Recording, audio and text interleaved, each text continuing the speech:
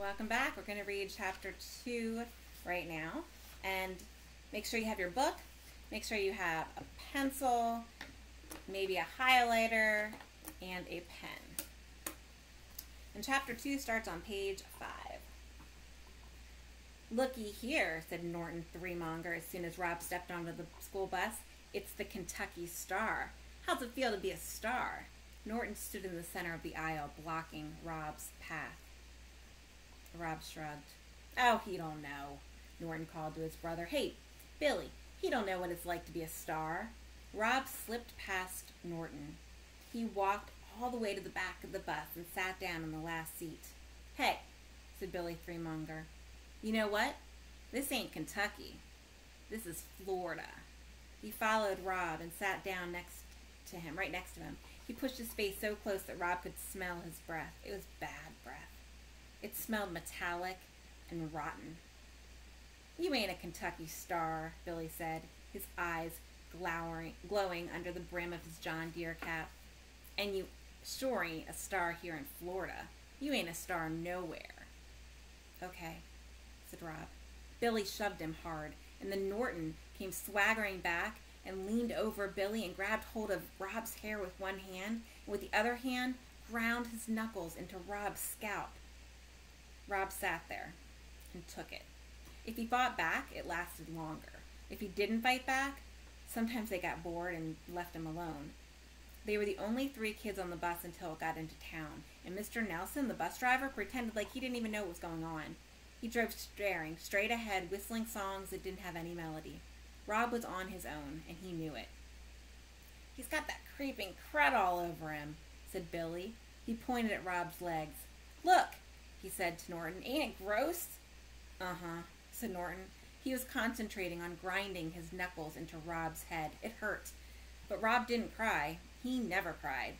He was a pro at not crying. He was the best not crier in the world. It drove Norton and Billy Threemonger wild. And today, Rob had the extra power of the tiger. All he had to do was think about it, and he knew there was no way he would cry. Not ever.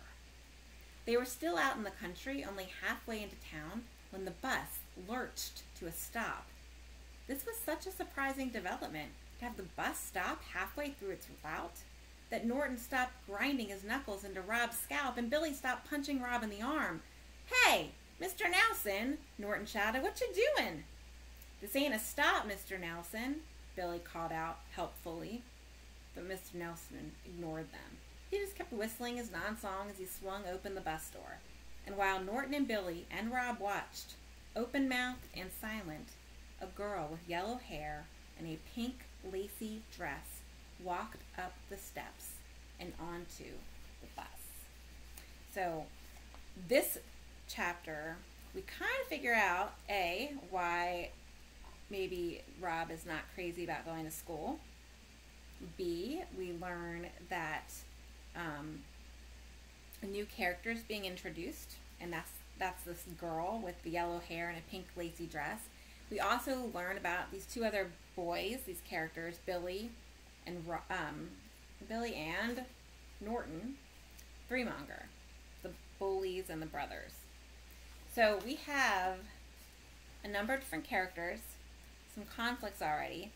And do we know where this tiger came from? No. But we know that Rob has decided that this tiger gives him some power, that's mental power. And it's helping him even more not to cry. All right, so we'll talk about this the next time I see you. And make sure that you have underlined words or circled words that you didn't understand or know the definition of. Make sure you underline really cool lines, put question marks, exclamation points, happy faces, unhappy faces, sad faces, hearts, anything that shows me that you're interacting with the book. I personally loved the description on page 5 of the breath. Billy Threemonger's breath smells like metallic, and it smelled metallic and rotten. I thought that was a really good description. And if you've ever smelled blood has like a metallic smell. So anyway, I love that line, and I thought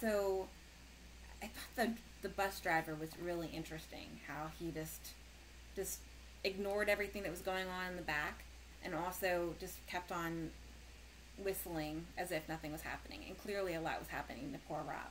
Okay, let's talk about it next time I see you.